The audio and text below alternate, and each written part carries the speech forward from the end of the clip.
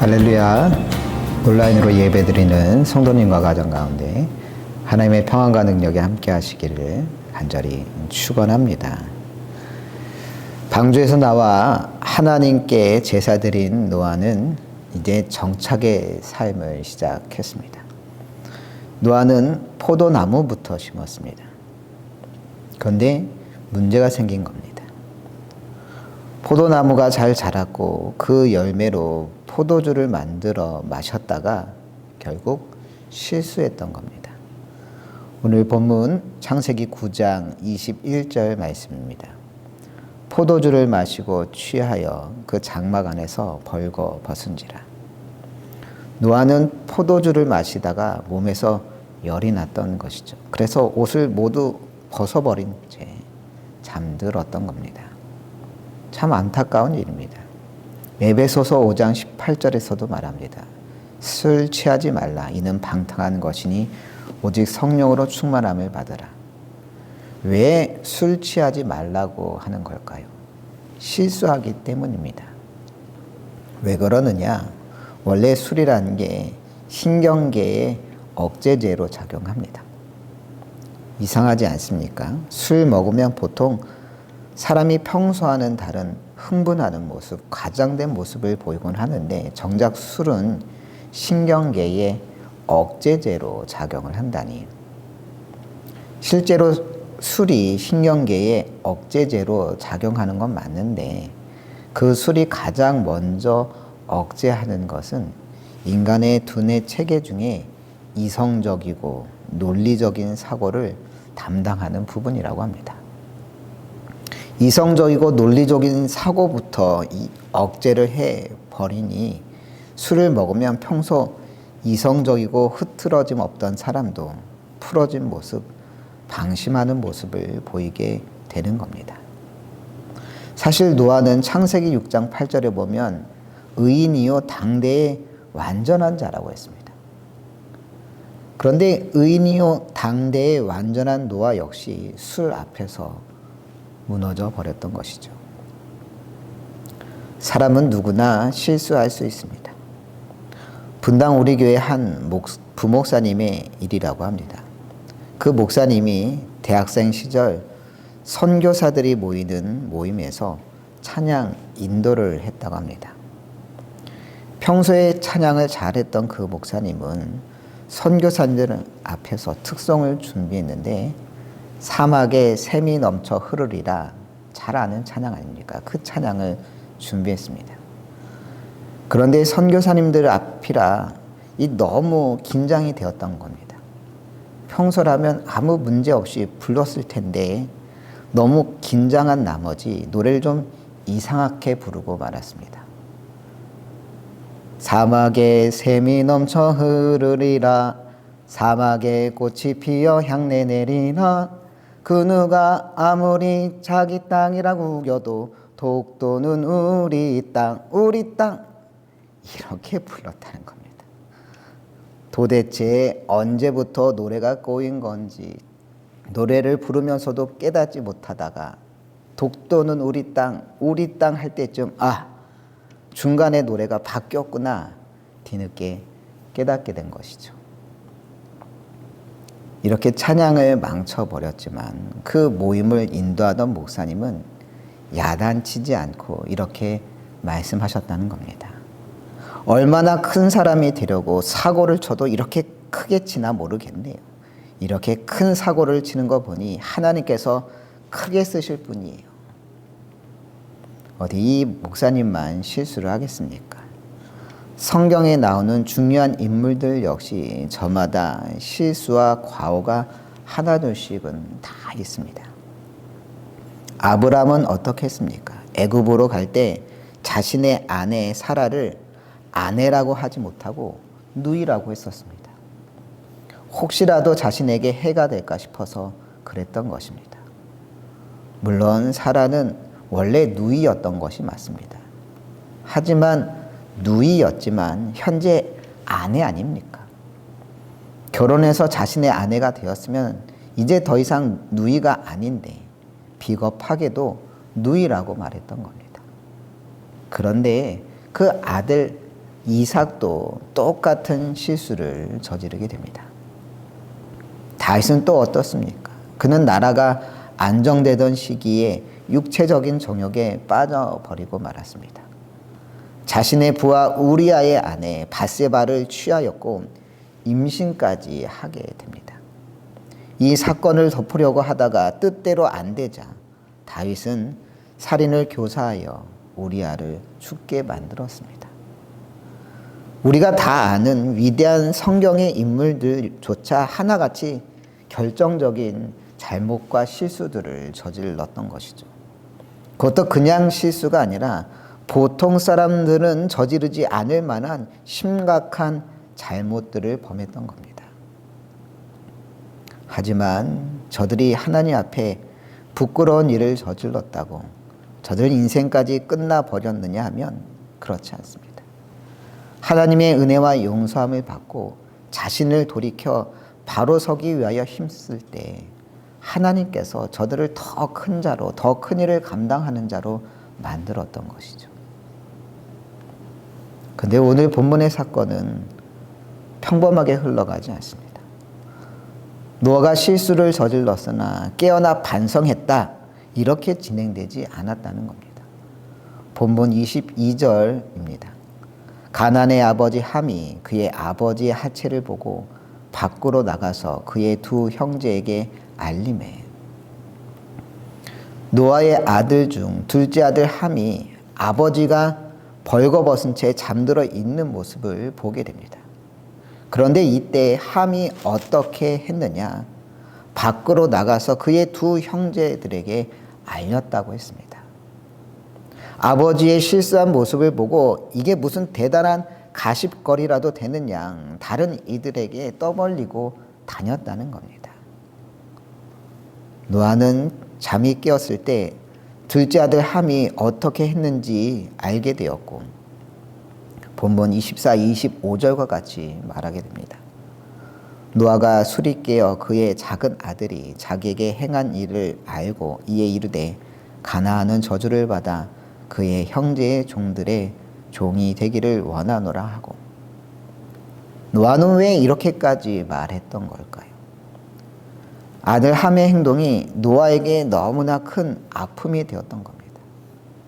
아버지의 치부를 숨겨주지는 못할 망정 만나는 사람마다 떠들고 다닌 아들로 인하여서 깊은 상처를 받게 되었던 것이죠. 유발 하랄이라고 하는 역사학자가 쓴 사피엔스라고 하는 책에 보면 뒷담화 이론이라는 것이 등장합니다.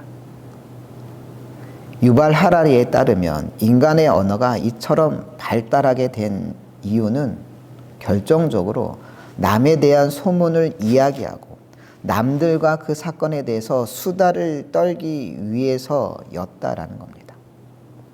뒷담화라는 게 몇 시간이고 계속해서 수다를 떨 수 있게 해주는 능력으로 공동체를 만드는데 필수적인 역할을 했다고 유발 하라리가 이 책에서 이야기합니다. 정말 그렇지 않습니까? 우리가 남을 칭찬하는 건 정말 어려워하지 않습니까? 설사 한다고 해도 한두 마디 칭찬하고 나면 할 말이 없는 겁니다. 그런데 뒷담화는 어떻습니까? 그런 건 누가 가르쳐주는 것도 아닌데 어쩜 그리 알아서 잘하는지 모르겠습니다. 할 때마다 어쩜 그리 재밌는지 해도 끝이 없는 겁니다. 하지만 문제는 그런 뒷담화로는 달라지는 일이 아무것도 없다는 겁니다. 뒷담화 한다고 다른 사람이 달라지는 것 아니고 내가 달라지는 것 아니고 교회가 달라지는 게 아닙니다. 그런데도 사람들이 뒷담화에 그렇게 열을 내는 것은 그저 자신의 즐거움과 쾌락을 위하여서 그렇게 하는 것이죠. 성경에 등장하는 가장 위대한 전도자 바울 사도 역시 이 뒷담화로 인하여 참 많이 고생한 인물입니다. 특히 고린도 교인들과 큰 어려움을 겪었습니다. 고린도 후서 10장 7절에 보면 이런 구절이 등장합니다. 너희는 외모만 보는도다. 여기서 너희는 이라고 하는 건 당연히 고린도 교인들을 말합니다. 그런데 이 고린도 교인들이 무엇만 본다고요? 외모만 본다는 겁니다. 왜 이런 말이 나오게 되었느냐? 계속해서 고린도 후서 10장 10절을 찾아보면 이렇습니다. 그들의 말이 그의 편지들은 무게가 있고 힘이 있으나 그가 몸으로 대할 때는 약하고 그 말도 시원하지 않다 하니. 무슨 이야기일까요? 고린도 교인들이 바울 사도의 편지를 읽었을 때는 너무나 설레었다는 겁니다.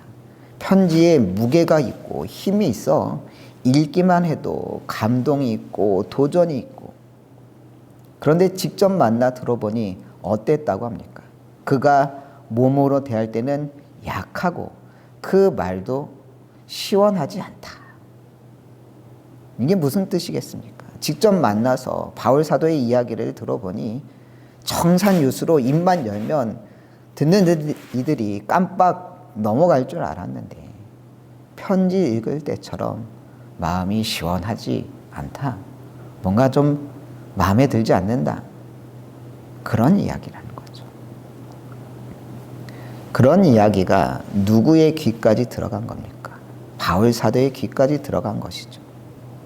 그러니 얼마나 속상하겠습니까?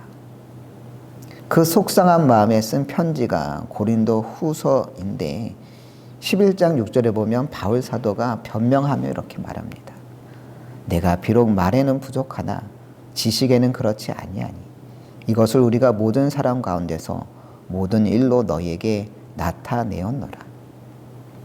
바울 사도도 그 이야기를 듣고 인정하는 겁니다.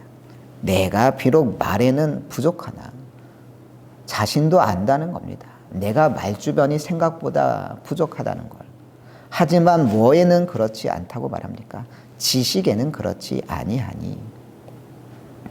이 정도면 애처로울 지경입니다. 바울 사도가 고린도 교인의 뒷담화에 얼마나 크게 상처받았는지 잘 알 수 있는 겁니다. 바울 사도만 이런 누군가의 뒷담화로 인하여서 상처를 받느냐? 아니죠. 현대인들은 누구나 타인의 비난과 평가에 쉽게 노출되어 있을 수밖에 없습니다. 특히나 사람들의 비난과 평가에 가장 크게 노출되어 있는 사람을 꼽으라면 아마 연예인들, 특히 여자 연예인들을 꼽을 수 있을 겁니다.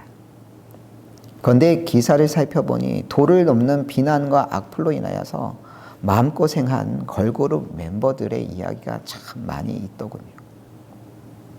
그래서 기사를 좀 찾아봤는데 예를 들어 오마이걸의 승희라고 하는 멤버는 걸그룹 데뷔 후에 빠따라고 하는 말을 처음 듣게 되었다는 겁니다. 빠따가 무슨 뜻인 줄 아십니까? 못 봐줄 정도로 못생겼다, 이런 뜻이라는 겁니다. 이런 승희라고 하는 멤버의 엄마 아빠가 이 빠따는 악플을 보고 딸에게 못나게 낳아줘서 미안해라고 사과까지 했다고, 그래서 그 이야기를 들으며 너무 속상하고 슬펐다고 이야기하더군요. 한 사례만 더 들면 러브리즈라고 하는 걸그룹의 미주라고 하는 멤버 역시 많은 악플에 시달렸는데 한 인터뷰에서 악플에 상처받지 않느냐라고 하는 질문에 다음과 같이 대답했습니다. 예전에 내 기사 악플 아래 미주 예쁘다라고 하는 댓글이 있었어요. 인터넷에 그런 댓글 사람들이 잘 안 달잖아요. 그래서 누가 그런 말을 했나 싶어 아이디를 확인해 보니 우리 엄마 아이디였어요. 엄마가 악플 아래 미주 예쁘다라고 직접 리플을 담궈보고 펑펑 울었어요. 참 사람들 못되지 않았습니까? 정말 눈을 쳐다보고서는 하지 못했을 말들을 웹상에서 거리낌 없이 내뱉어 그로 인하여서 씻을 수 없는 상처를 주고 받고 하게 된다는 겁니다. 지난주에 넷플릭스에서 제공하는 소셜 딜레마라고 하는 다큐멘터리를 보게 되었습니다. 페이스북 인스타 등의 소셜 웹 서비스가 일으키는 문제의 심각성을 다루는 다큐였습니다. 그런데 다큐 내용 중에 가장 충격적으로 다가왔던 것은 소셜 네트워크 서비스로 인하여서 청소년 정신 건강에 큰 문제를 일으킨다라고 하는 중간의 내용이었습니다. SNS가 본격적으로 확산된 2010년대 이후 특히 10대 소녀들의 정신 건강이 급격히 악화되었다는 겁니다. 미국의 10세에서 14세 소녀의 경우 SNS가 확산되기 시작한 2009년 이후와 이전을 비교해 보면 스스로 상해를 가하는 자해율이 무려 189% 증가해 거의 3배나 뛰었고 자살률도 151%나 증가했다는 겁니다. 왜 SNS가 보급되면서 특히 10대 여자아이들에게 이런 현상이 두드러졌느냐? 10대 소녀들은 주변 친구들의 영향을 가장 민감하게 받을 때이기 때문입니다. 그런데 인스타그램 등의 SNS에서는 타인이 자랑하고 싶은 가장 최고의 순간만 노출되다 보니 실제 지금 자신의 삶과 그 최고의 순간과 비교해 가면서 쉽게 자기 비하에 빠진다는 것이죠. 더군다나 그곳에 올려지는 사진을 통하여 외모 지상주의가 강화되면서 성형 욕구가 증가되고 다이어트 강박에 빠지곤 합니다. 더 큰 문제는 SNS에서 좋아요 버튼을 하나라도 더 받고 싶은 욕구가 강해지면서 타인의 평가에 극단적으로 의존하게 되는 현상이 강화된다는 겁니다. 하지만 문제는 다른 이들로부터 늘 좋은 댓글만 받는 게 아니지 않겠습니까? 악플, 비난하는 댓글을 받게 될 때 정서적으로 취약한 10대 소녀들이 가장 쉽게 무너진다는 겁니다. 한 연구 결과에 따르면 하루에 3시간 이상 SNS를 사용하는 청소년의 경우 우울증의 위험이 60%나 올라간다는 겁니다. 실제로 미국의 13살 한 소녀가 인스타그램에서 못생겼다고 하는 악성 댓글을 받고서 극단적인 선택을 한 사례도 있습니다. 정말 심각한 문제가 아닐 수 없습니다. 앞에서 바울 사도 역시 고린도 교인들의 비난으로 인하여 큰 상처를 받았다고 했습니다. 그러면 바울 사도는 어떻게 그 비난과 상처를 극복할 수 있었을까요? 사실 바울 사도는 말주변만 없었던 게 아니라 육체의 가시까지 있었던 사람입니다. 고린도 후서 12장 7절에 보면 이런 고백이 나옵니다. 내 육체의 가시 곧 사단의 사자를 주셨으니. 육체의 가시 곧 사단의 사자까지 내 몸에 있었다는 이야기입니다.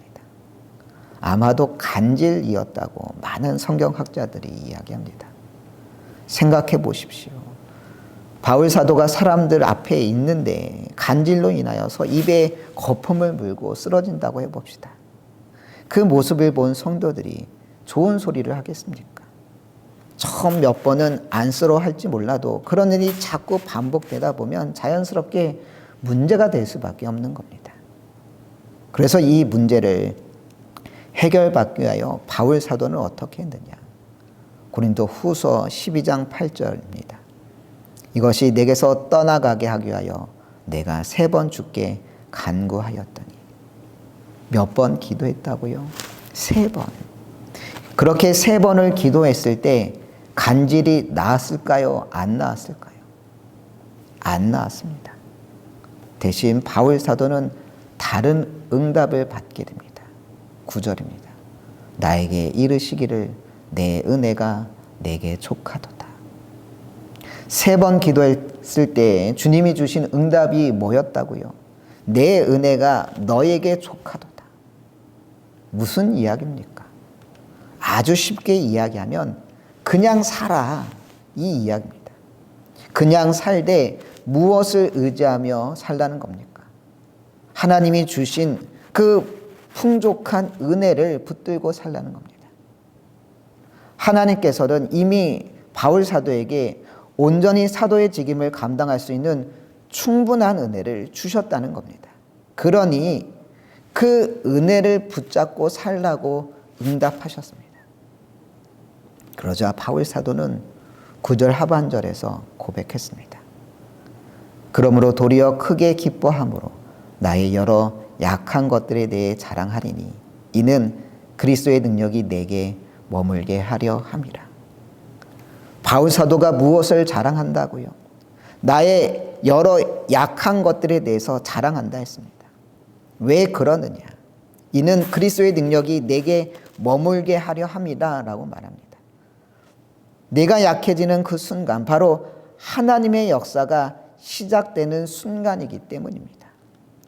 비록 나는 여전히 말주변도 없고 간질이라고 하는 치명적인 핸디캡도 있지만 오히려 그런 나의 연약함 때문에 나를 통해 하나님께서 더 강하게 역사하실 거라고 하는 믿음의 고백을 하고 있는 겁니다. 이 고백을 통하여 바울 사도는 자신을 험담하는 고린도 교인들을 향해 여러분들이 험담하는 이유를 나 역시 알고 인정한다고, 하지만 주님께서는 그런 나를 통하여 더 큰 하나님의 역사를 분명히 이루실 것이라고 확신한다고 말하고 있는 겁니다. 이게 바로 건강한 신앙의 자존감입니다. 우리가 다른 사람의 평가에서 자유로울 수 있는 이유입니다. 우리가 세상 살아가는 동안 늘 평판이라는 게 따라다닐 수밖에 없습니다. 하지만 거기에 휘둘리게 되면 우리의 자존감 역시 나락으로 떨어질 수밖에 없습니다. 바울 사도조차 고린도 교인들의 안 좋은 평판으로 인하여 낙심하지 않았습니까? 바울 사도도 그러한데 우리는 더 하지 않겠습니까? 하지만 해답은 연약한 나를 바라볼 때 있는 게 아닙니다. 해답은 그런 연약한 우리를 통하여 놀라운 일을 해나가시는 하나님의 능력을 바라볼 때 이루어지는 줄로 믿습니다. 약한 나를 통해서도 큰 일을 행하시는 하나님을 바라볼 때 우리는 승리하게 되는 줄로 믿습니다. 그게 믿음입니다. 나를 향한 하나님의 놀라운 계획과 능력을 발견할 때 진정 우리의 연약함에도 불구하고 우리는 큰 일을 감당하게 되는 줄로 믿습니다. 본문으로 돌아가 모든 노아와 아들들이 아버지의 허물을 들춰내고 퍼뜨리기에 바빴느냐 하면 그렇지는 않습니다. 둘째 함이 술 취해 벌거벗고 자고 있는 아버지의 모습을 떠벌리자 오히려 아버지의 허물을 덮어준 아들들도 있었습니다. 23절입니다. 셈과 야벳이 옷을 가져다가 자기들의 어깨에 메고 뒷걸음쳐 들어가서 그들의 아버지의 하체를 덮었으며 그들이 얼굴을 돌이키고 아버지 하체를 보지 아니하였더라. 큰아들 셈과 막내아들 야벳이 어떻게 했다는 겁니까? 옷을 가져다가 아버지를 덮어 주었다는 겁니다. 이 행동이 뜻하는 바가 무엇이겠습니까? 단순히 아버지의 하체를 가리었다는 게 아니라 아버지의 허물을 덮어 주었다는 뜻 아니겠습니까? 그렇게 했을 때 노아는 야벳을 축복하며 27절 같이 이야기했습니다. 하나님이 야벳을 창대하게 하사 셈의 장막에 거하게 하시고 가나안은 그의 종이 되게 하시기를 원하노라 하였더라. 노아는 막내 아들 야벳을 향하여 하나님이 너를 창대하게 해달라고 기도했던 겁니다. 왜 그렇게 축복했겠습니까? 그가 아버지를 사랑하여 허물을 들춰내지 않고 덮어주었기 때문이죠. 서울에 한 전도사님이 계셨습니다. 장로님 한 분 계시는 작은 교회를 담임하고 있었고 그래도 아주 열정이 넘치는 그런 분이었습니다. 하지만 그 전도사님에게는 아직 내려놓지 못한 세상의 습관이 있었습니다. 바로 흡연이었습니다. 몇 번이나 끊으려고 했지만 그게 마음처럼 잘 되지 않는 거였습니다. 끊었다가 다시 피고 끊었다가 다시 피고 이런 일들이 계속 반복되는 가운데 안타깝게도 그 전사님이 교회 화장실에서 담배를 피다가 교인들에게 걸리고 만 것입니다. 사실 담배 피는 사람은 안 걸릴래야 안 걸릴 수가 없습니다. 담배 안 피는 사람은 담배 피는 사람이 10m 밖에서 와도 다 압니다. 냄새가 나요, 냄새가. 이 문제로 인하여 그 교회에 바로 인사구역회가 열렸습니다. 안건은 그 전도사님 이임에 관한 것이었죠. 그런데 그때 그 교회 장로님이 이야기하셨습니다. 이 문제로 인해 우리 성도님 모두 큰 상처를 겪었을 줄 압니다. 하지만 우리 전도사님이 이 상황에서 우리 교회를 사임한다면 그 소문을 듣고 받아줄 교회가 어디 있겠습니까? 그러니 1년만 기회를 줍시다. 1년간 열심히 목회해서 새로워진 모습을 보여주면 그때 전도사님도 떳떳하게 다른 교회로 가실 수 있지 않겠습니까? 장로님이 이렇게까지 말하는데 반대할 교회는 없었고 그래서 그 전도사님은 조건부로 1년만 그 교회에서 더 사역하기로 했습니다. 그리고 1년의 시간이 지나갔습니다.